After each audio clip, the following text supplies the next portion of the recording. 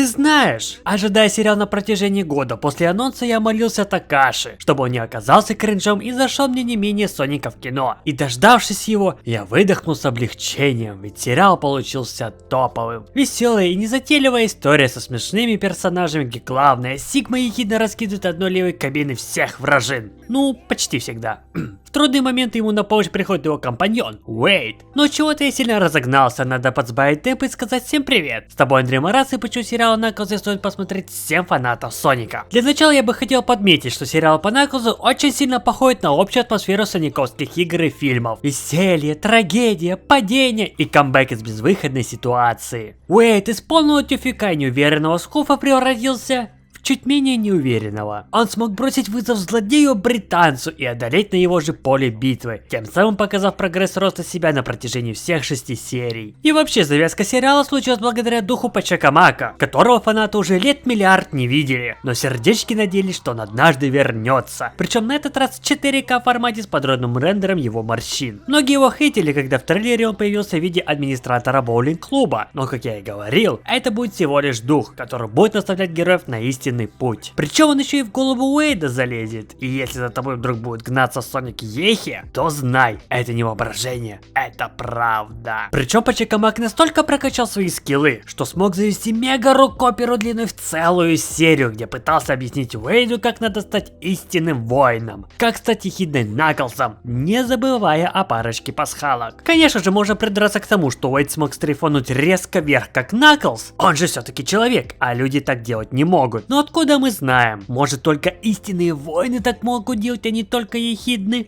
Но рок-опера настолько абсурдна, настолько гениальна. Особенно топовый костюм Уэйду выдали, который 100% режиссер за ночь сделал по приколу. С инсталляцией того, как выглядел бы платформинг Соника, будь он в реальном мире, а не на мониторе компьютера. После чего стилистики GTA отобрали велику школьника и унизил числышного охотника на жопы. И если бы не возрастной рейтинг, то точно заварил бы чай своим пакетиком. А получилось ему это сделать благодаря вездесущему сониковскому нарративу. Поверь в себя, забей на хейтерюк и станешь топ-1. Конечно, к этому можно придраться, что без труда. Только с верой у героя все получается. Но сама философия Соника такова, а значит отклоняю от докапывания. Да и сама история получилась человой безнапряжной. Как и первый Соник, тоже своего рода роуд-муви, разбавляемым периодичным экшоном, по мере которого ребята решают все свои проблемы. Они посетят многие места, как дом детства Уэйда, либо вообще стандартная брыгаловка на трассе. Также нам завезли тонну пасхалок, которым проще посвятить отдельный ролик, а не тут разбирать, откуда это, что значит и прочее. Причем есть куча очевидных и не очень, хоть местами и ставлены для галочки, как с тем же виноградом, к появлению которого можно придраться, но мы тут собрались не душ не тя хвалить Сирик. Но отдельно хотел бы отметить ту самую локацию, где Эгман отбывал ссылку из-за Соника, но смог выбраться и снова всех попустить. А эти гоновцы могли сами увидеть этот мир через камеры, либо допрашивая очевидцев узнать о его существовании. Поэтому добавление грибного мира выглядит довольно органично. Отсылка на локацию Соника 3, на фильмы по Синему Ежу, хоть и сам посыл не лежит на поверхности. Надо сначала включить свой мозг. Как с теми же иглами Ехидны, которые после второго фильма стали обладать собственной энергией. И если бы Эгман не узнал о мастере Изумруд, то явно бы забил на Соника и собрал бы пачками иглы Наклза, пока тот спал.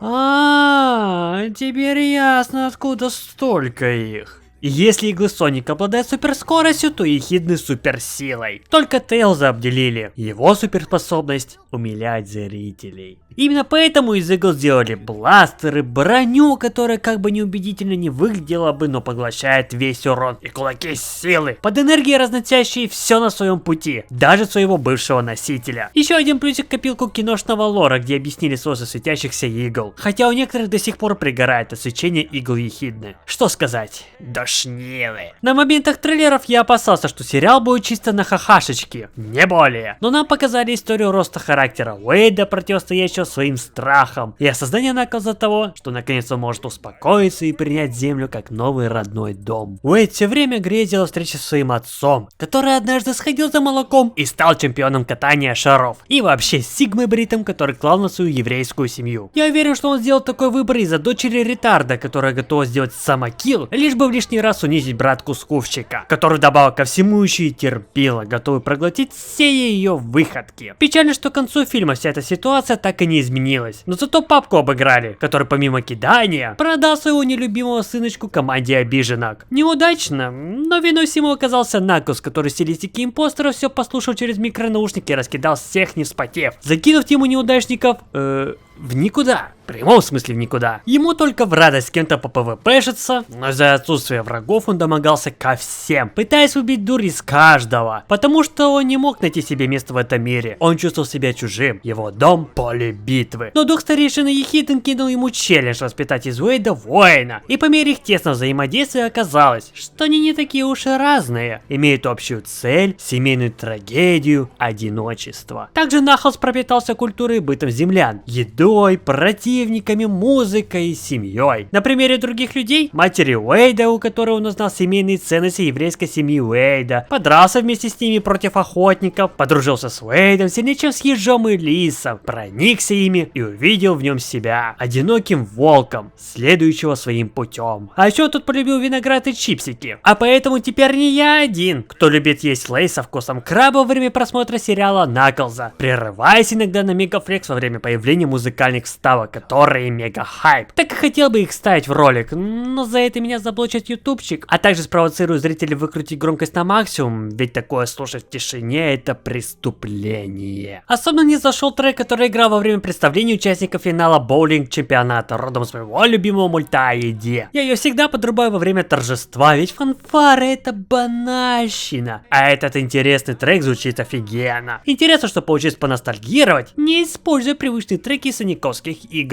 Определенный лайк. Ну так что, сериал получился топом или все же проходняк? С уверенностью скажу, что он получился отличным. Печально только то, что внесли мало лора, но это скорее всего было сделано из-за того, чтобы не случился возможно лорный конфликт с Соником в кино 3, чтобы фаны потом не ныли об откате прогресса сериала. Поэтому особо нового решили не вводить, а сделать ответвление истории без особых выкрутасов. А сама история получилась интересной и незатейливой, которая постепенно, не спеша разгонялась и понятлива всем возрастам от мала до велика. А с тобой был Андрей Марас, и что бы я ни говорил, насколько он хорош, рекомендую тебе самому его посмотреть. Быть может, я ошибаюсь, и сериал вышел не очень, и найдутся много фанов Ежа, которым этот сериал не зашел.